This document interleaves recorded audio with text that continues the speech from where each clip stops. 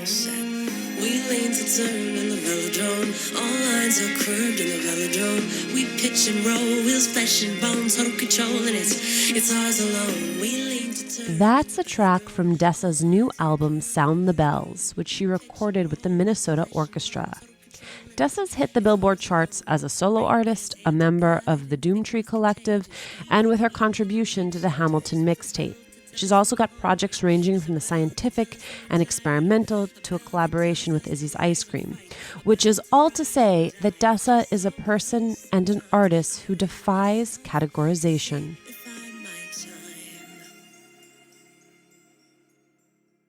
Dessa, there are so many places we could start this conversation.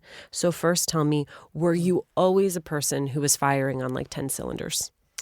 Oh, man. I mean, I think I'm naturally curious. Mm-hmm. I would say that I have been interested in more than one thing at a time for a lot of my life. Mm-hmm. But I think we receive the message when we're little that like your work life is going to follow one trajectory. You're not going to be like a physicist and a bespoke furniture designer professionally. But like you totally can. Right. Did you have anyone growing up around you who had that type of life? I did, yeah. I mean, nobody who was like raking in the cash, but my dad had really wide-ranging interests when I was little too. He had a really strong idea about like what vocation and work is. He said, your job, well, he didn't say your job, your goal is to do what you love and find someone who's willing to pay you for that. You know, like that's what work is. That's what work means. You know, he was a musician. He played the lute, which is like the Elizabethan, precursor to the guitar. Yeah, I mean, it's just like kind of esoteric from jump. And then after that, he became a glider pilot, which are those Sure. planes. Sure, as you do, those planes without motors. It was long days to earn enough money to raise a couple kids doing those things. Mm-hmm. But he dug it, and I'm sure that part of that stuck. And also, I think I'm just his kid.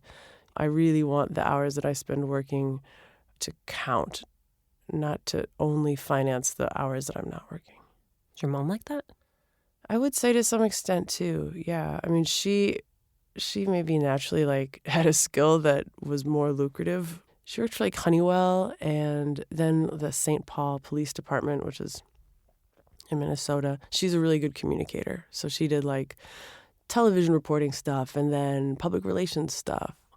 But she'd always had this side interest in environmentalism. And so even when I was a little kid, like before organic was a thing that we knew, she was part of like real radical groups to try to change like the food system in the U.S. And she would drag me to these meetings where all these like home gardeners and farmers would trade heirloom seeds called Seed Savers Exchange so that the biodiversity of the planet didn't expire as everyone else planted monocrops. Yeah. I think of myself as a creative, but you make me feel like such a square, and never more than when I hear you talk about Doomtree. In your own words, what is it? Okay, I would say Doomtree is a collective of artists that make hip-hop music and other stuff too. It's sort of like whatever the seven of us want to make. Doomtree is the vehicle to try to release and promote that into the world. So it's a friendship clan. Does it complicate things, though, when it's a friendship clan and then all of a sudden the friendship clan is making money? It's a good question. I'll tell you when we hit it. No, I mean, when I was brought in, I was told it's friendship first and it's music second and it's money third. Now, granted, that is like way too pat and trite a motto to have served as a airtight, foolproof guide.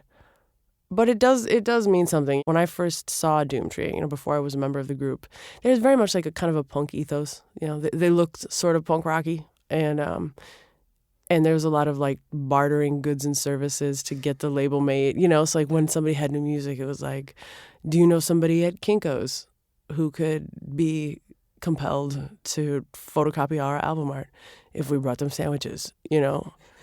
So there was that just like DIY, get it done vibe.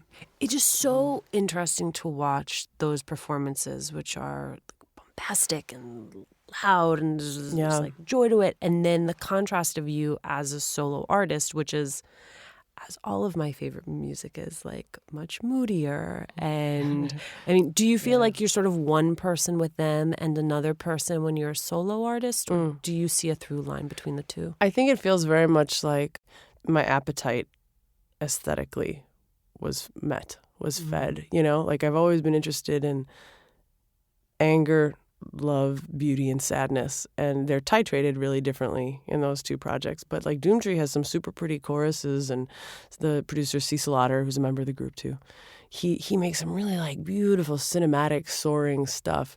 But you're right, it is like, you know, I'm moving my body talking to you now, you know, in a sound booth. It's kind of like half sport, you know, very athletic stuff, and that's true of a lot of like that era of rap music. You know, that I think I would sometimes leave those shows eager to like build a pretty chord, you know, and do some more patient stuff too. But after a while of doing pretty stuff, I start to get antsy to make something that's a little bit mean.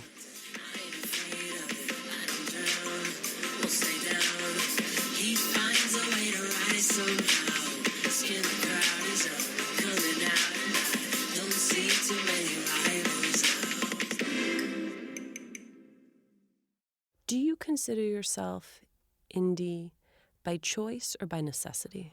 Ooh, they've blurred over the years. That's such a cool question. Yeah, because you're right. In one way, it's like I'm indie because no majors were interested would be the default mode, right? But I would say that on the few occasions that I've had with major distributors or industry folks, I was apprehensive about concessions that I might be asked to make.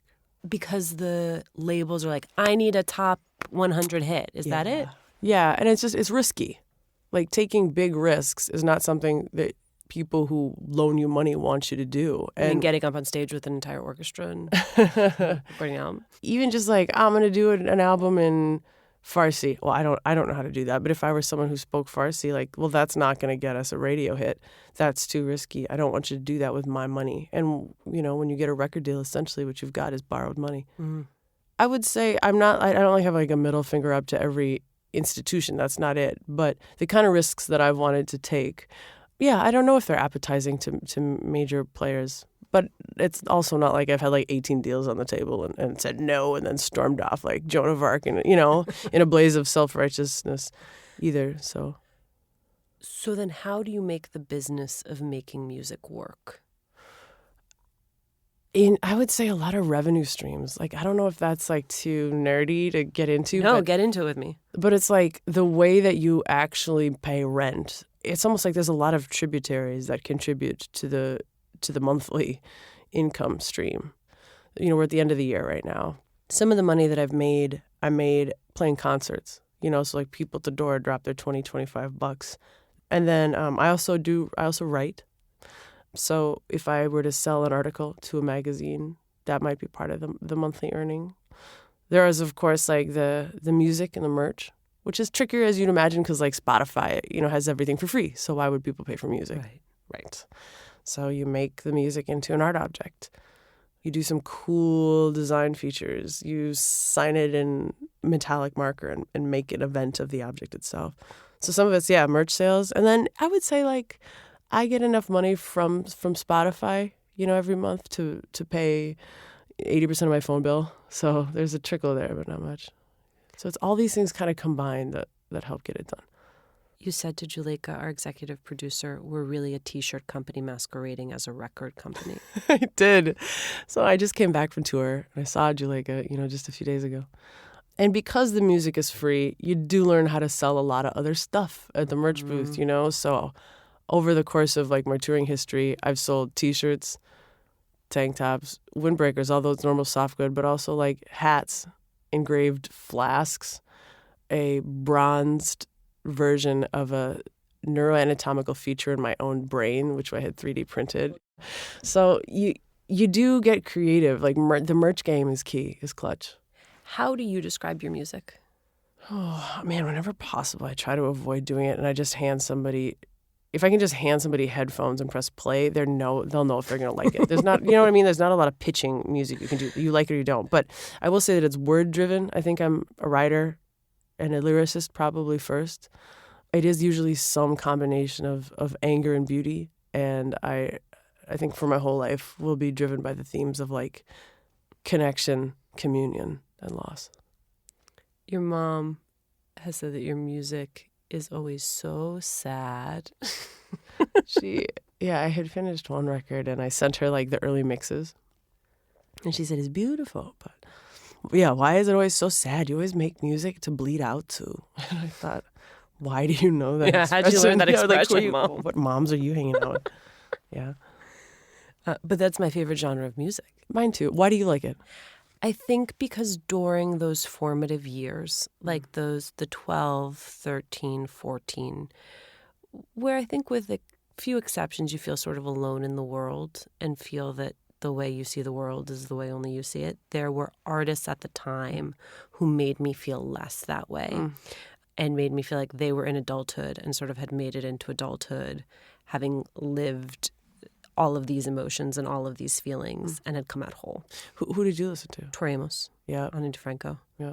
But again, my parents were like, what is up with this sad music? Yeah, totally. Like, Are you okay? Are you okay? And like, yeah, in some ways, I mean, it can be sad, but it can be really empowering. So like, I think of a song like Velodrome, and I think you can hear sad, but I think you can hear inspiration in that. Like, that to me is like, I think when I was 13, that was the type of song that I'd be like, one day I'm going to like live in New York City and like walk busily down the streets and like have this life that is complete and whole and like things will whip around. It just like, it is so to me open to interpretation. And you just moved to New York from Miami. Do you feel like that's you now? Like, Yes. I am a person fast walking through New York with a cool place to be. Yes. That's so cool. Yes, and listening to the music of a person I'm going to sit down to and get to ask questions. Yes, it's amazing. My 12-year-old self would be both underwhelmed and totally pumped. Totally. Okay, so why would she be underwhelmed?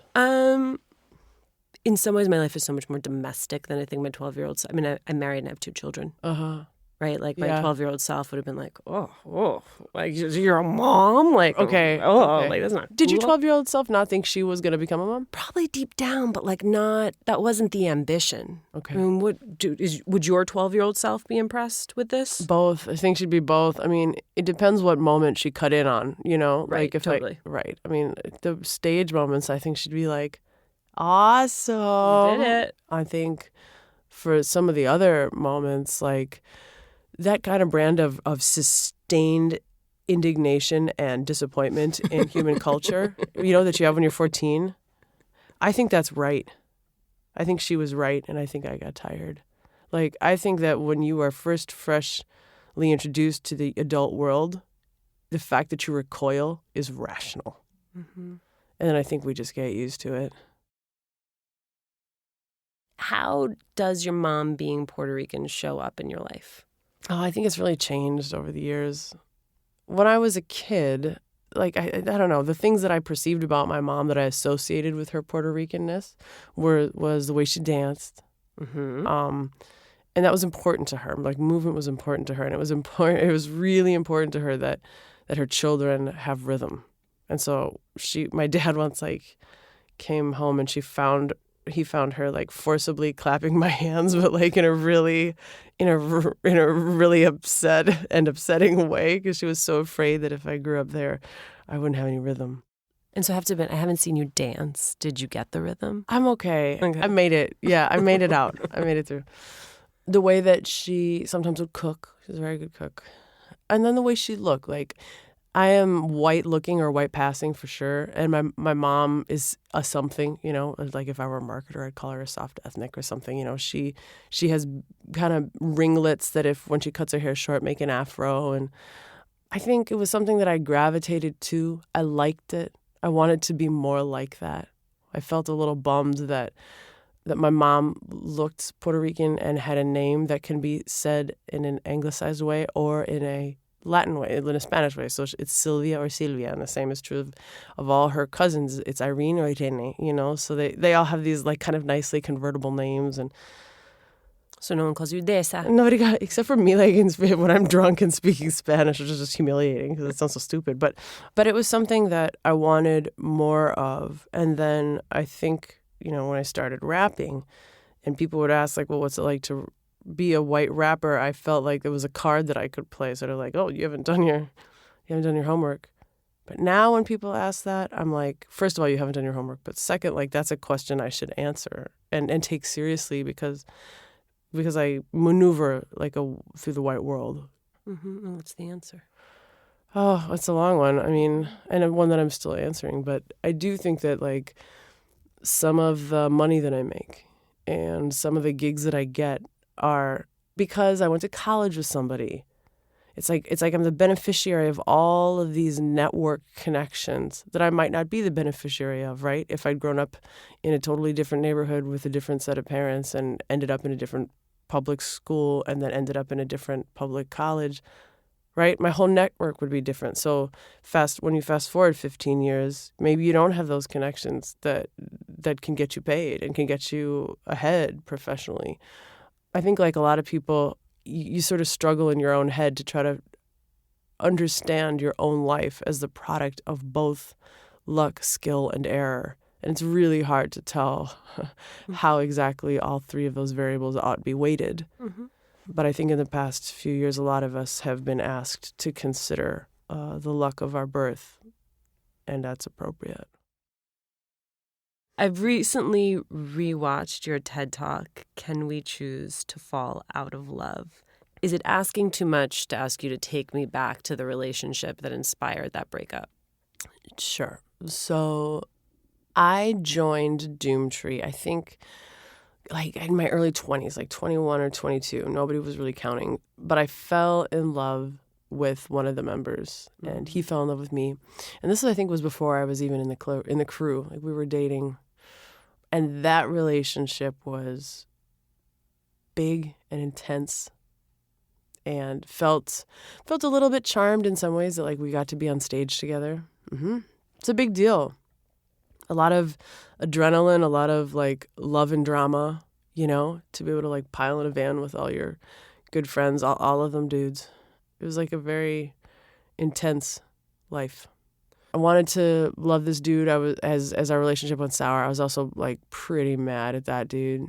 Well, there was also a show to go on that night, and it was not appropriate to bring my sour feelings into the minivan where the collective art and livelihood of all these people lived. There's something that struck me, though, that you said, which is that you were sort of embarrassed about the fact that it was taking you. So it was so hard for you to bounce back from this. So as those feelings continue for 5 years and then 7 years, and then for a while, he and I both, like, dated other people, and I think had a pretty good thing going with our partners. But those relationships dissolved, and we ended up trying again. So over the course of the thing, you know, it's something like 13 years or 17 years. It's just so long that it was like, how am I still so busted? Yeah, that was embarrassing. It didn't feel like an empowered feminist way to be, to, like, have your quality of life seriously informed by your feelings for a dude. And so you turned to science. So after trying all the normal ways first, you know what I mean? It was like, you talk to your friends, you drink too much, and then you don't drink at all. And then I ended up moving to New York, you know, at least part-time. Take up Kundalini yoga. Yeah, you get weird. You do weird stuff. Yeah. Ugh. That was then when I've been watching, like, a TED Talk on my laptop, and there was this woman, Dr. Helen Fisher, who was presenting work that she'd done where she had tried to find the locations in the human brain, the exact neuroanatomy that was associated with romantic love. I found that surprising because I didn't know there was going to be particular neuroanatomy that was associated with romantic love. That had just never occurred to me, that might, I don't know, there might be a locus for that feeling, you know? And then I thought, okay, well, if she's found out where it is, then if I found my love in my brain, maybe I could remove it and stop hurting so much. So that was what I tried to do. Did it work? Medium. Sort of. I would say it sort of worked. Yeah. You got merch out of it in the process. Oh, man. And the merch is so tight. It did make me feel better. It didn't solve every problem, but yeah, it did make me feel better. I felt more solid. I still feel pain, but I was feeling really compulsed. Mm-hmm. I mean, I was feeling spun out about the dude. Just like the force of my love was outlandish to me, and it was making me so sad that even though I'd built this pretty cool life, I was having a really hard time enjoying it because I wanted that to work so bad, and I felt so immediately the pain of it not working. You introduced me to a term that I didn't know the term torch song. Yeah. I think it's an old term from like the 60s. It's like, maybe it's something that's sung by both female and male singers, but it's usually like, it's an old flame that you're stuck on. You're holding a torch for somebody.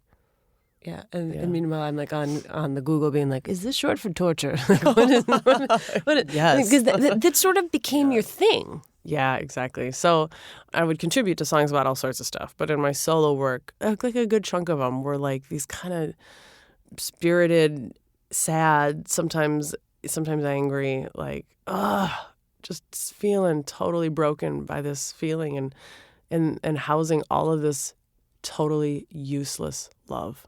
Like this love is good for nothing. It doesn't help me. It doesn't help him. No one is helped by this. You, in another interview, you said something that I relate to so deeply, which is, I'm a kind of perfectionist sort who's always sort of bummed about how the last thing went. Yeah, that doesn't sound that articulate, I have to say. No, it doesn't, especially in contrast to the person I'm sitting here with. But let's go to the essence of it, which is being a perfectionist. Yeah. Can you do what you do at the level you do it without being that person? Oh man, I've been thinking about this a lot today. I don't know. The story that I've told myself is this approach and these ideas and this degree of hypercriticalness is going to make you a bit unhappy, but it is also going to make your work a lot better. If 98% was good enough, then you'd stop there. Mm-hmm. But I find that, to my disappointment, that hypercritical approach is very difficult to confine to yourself. I'm critical of everything, and that's not... I was thinking today, is it possible to be uncompromisingly critical and also warm, tender, generous, and forgiving? I think there is a natural tension between those things. Yeah, and especially, my perception of you not knowing you at all is that you really have access to both. Trying, but I do think, I don't know, I think that kind of criticality, it can make you short with other people as well, Yes, no, I know for sure. I used to sort of use as a shield saying, well, I know I'm really hard on you, but I'm really hard on myself. As though that's somehow... Like that makes it better for them. Like, oh, good. You yell at you after you yell at me? Great. Let's have a birthday party. Yeah. But when you hold yourself to a high standard, you do hold other people to a high standard. And I think there's just sort of a question of how you both enable and empower other people to achieve excellence without that crossing over into the type of critique that is hurtful and paralyzing. Also, what if people don't want excellence like I want excellence? How are you going to treat those people? I think that has been an evolution for me professionally, which is that I can only be surrounded by people who want the same level of excellence. I feel you, but what about the relationships that are not professional? That's a whole different... You know what I mean? Like, I just even mean like in a partner. Yep. Like the fact that I'm like, I just want you to know that I'm also hard on me is like not... that is not a consolation, really. Yeah, so the fact that I like make weird rules and for myself, I don't know. I'm concerned about how that might play out in the rest of my interpersonal relationships. I have found a way to make it work. How? I think part of it is finding someone who has sort of either the same level of self-awareness or the same level of sort of holding themselves to an impossible standard. So at least there is some empathy in there. Yeah. But then also really sort of radically coming to terms with the fact that like a person is who they are and they're not a project. Yeah. Like that was a thing that I used to do, being like, if I could just tidy this thing up on the margins, then like this could be perfect. It's like, no, like this is what it is. And so you either have to fully embrace that, the messy parts of it too. But do you do that with yourself? I've become a lot more forgiving with myself, I will say. I think also parenthood has forced me to do that in the way that it's like there's just less time and space to be in my own head. Yeah, the gifts totally. of children, which is they really draw you out. And that every day sort of starts fresh. Like there's not the time and energy to have that mental hangover from the day before. Yeah. So I'm just gonna have a kid. You're gonna find the right person. Yeah, probably. Because it's okay to be uncompromising, right? I think so. I mean, I do think that as I grow older, like, it is also possible that some behaviors that serve me really well in my 20s and 30s, I'm going to decide when I leave my 30s, this one isn't serving me well anymore. Last question. I would posit that there are a lot of people who want to live the type of life that you are living, in the sense of having lots of interest, having lots of projects, not confining themselves to one thing, but they don't know where to begin to do that. How about just someone who wants to buck convention? Yeah, I'm with this. I think even little bucks go a good long way towards long-term bucks, like cutting your own hair, getting the weird bicycle. Like, I really mean it. Eating weird food. I think like buying one weird thing at the grocery store, just like things that you can do to nudge yourself off of your own monorail tracks. I think that's good. I mean, you can always bail and go back to the way that it was, you know? You can always bail. That said, I think failing sucks. I am very sensitive to public embarrassment. I hate it. I don't think it's always curative. I think sometimes it just sucks. I just think that it's better than the alternative, which is wondering what it would have been like if you had tried to have a fuller life. Dessa, thank you so much. Thanks for having me, for real. Thanks.